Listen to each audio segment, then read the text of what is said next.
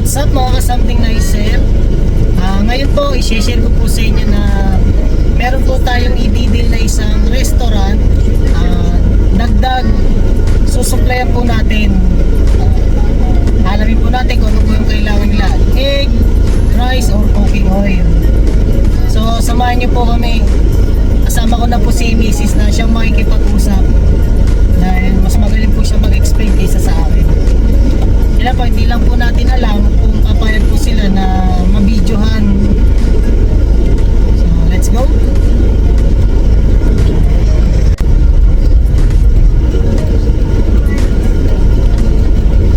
So yan guys, malapit-lapit na rin po tayo.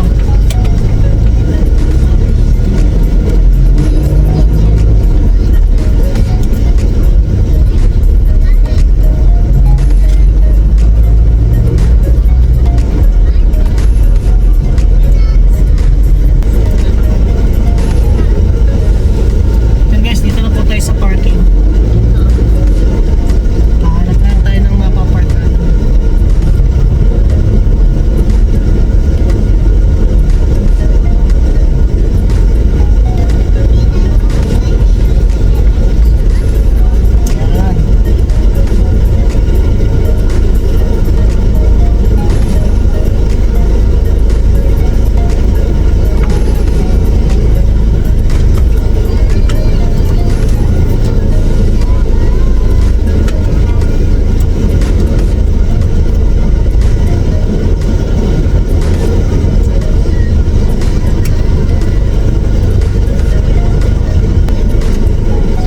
Yan. Guys, nandito na po tayo.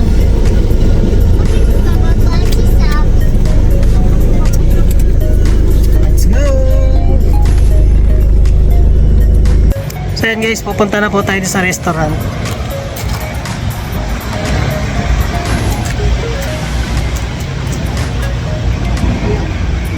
Yan po yung pangalan ng restaurant.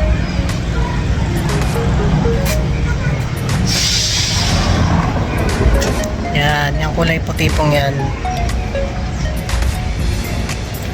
Kaya po makikipag-deal tayo kung ano pong kailangan nila or kung makukuha natin sila bilang tayo po magsusupply. Let's go! So ayan guys, na i-close po natin yung deal. Nakuha po natin itong coffee shop na tayo po mag-supply ng egg, at pag-uusapan pa po yung iba nating produkto kung tayo po magsusupply. Hindi lang po siya basta coffee shop event place din po siya, pwede po siya i-rent. So hindi po yung isang restaurant na tinuro ko, hindi po pala yun. So let's go, pasok po tayo sa loob.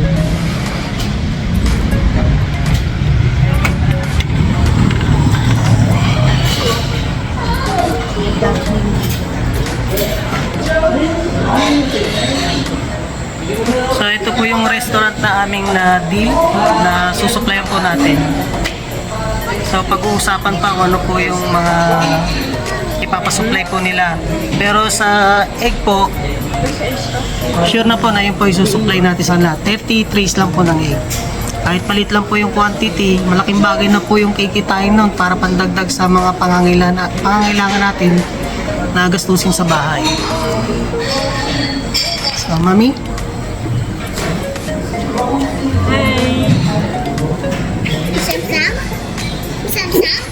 so ito po pinakamasarap na part dito sa pagninegosyo. Pag meron po tayong na-close na isang bagong client, masarap po sa pakiramdam kasi dagdag ano na naman po yun alam niyo na.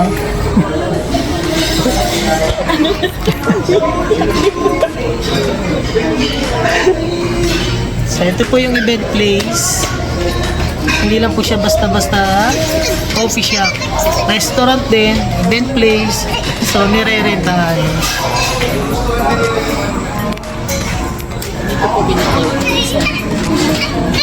So maraming salamat po sa inyo. Hanggang dito na lang po ang aming video.